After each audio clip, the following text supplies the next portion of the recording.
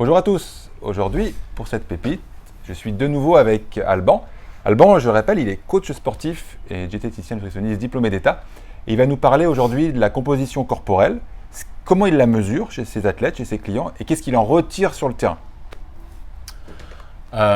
Alors moi, ce que je vais utiliser, c'est un impédance mètre. Alors, j'ai aucun intérêt avec cette marque, mais c'est celui que j'utilise.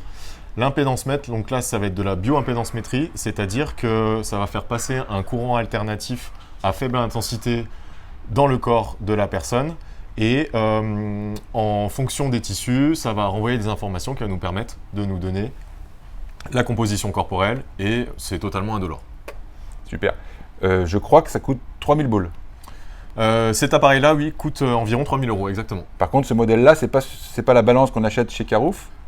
On est C'est d'accord. cliniquement utilisé. Exactement, il y a très peu de modèles en France qui sont fiables. Celui-là en fait partie, donc attention parce que l'impédancemétrie qu'on retrouve un peu partout chez les grandes surfaces n'a absolument aucune valeur. Donc attention au matériel qu'on utilise. Ok, alors maintenant, dis-nous ce que les chiffres t'apportent concrètement dans la prépa de tes athlètes.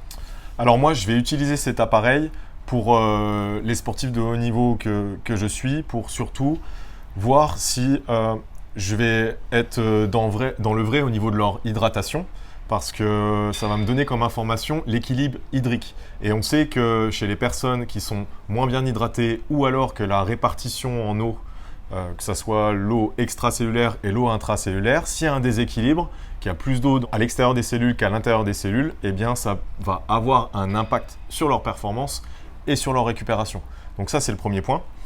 Et puis également, lors de mes semaines de préparation physique, je prends par exemple pour mes joueurs de tennis, on est sur des blocs de travail de 3 semaines en continu avec eux où ils sont coupés de leur tournoi. Donc l'intérêt, c'est vraiment de voir si je suis dans le vrai et que si on est sur un gain de masse musculaire, eh bien il est réel, parce qu'avec cet appareil-là, je vais pouvoir suivre. Généralement, je fais la mesure une fois par semaine. Je vais pouvoir suivre si mon athlète a vraiment eu un gain en termes de masse musculaire, si c'est l'objectif.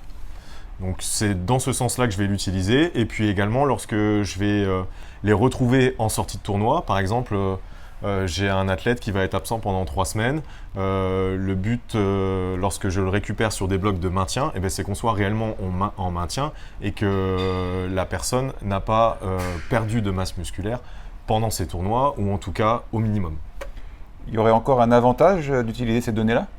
Pas forcément pour les sportifs de haut niveau, mais par exemple pour monsieur, madame, tout le monde que je peux avoir dans mon cabinet. Alors je ne le fais pas en première intention parce que parfois ça peut être déstabilisant pour des personnes qui sont en situation de surpoids, d'arriver au cabinet, le faire monter sur la balance, impédancemétrie, tout de suite ce qui ressort et ce que les personnes regardent en premier, et c'est normal, tout le monde le fait, ça va être la masse grasse et hydratation constante.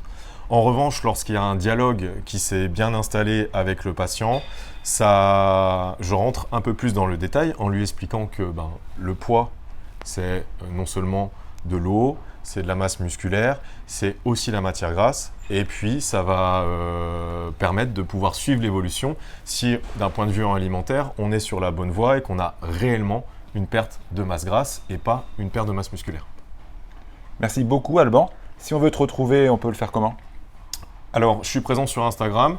Vous pouvez me retrouver en tapant Alban Colo Diète, ou également tout simplement en tapant sur Google.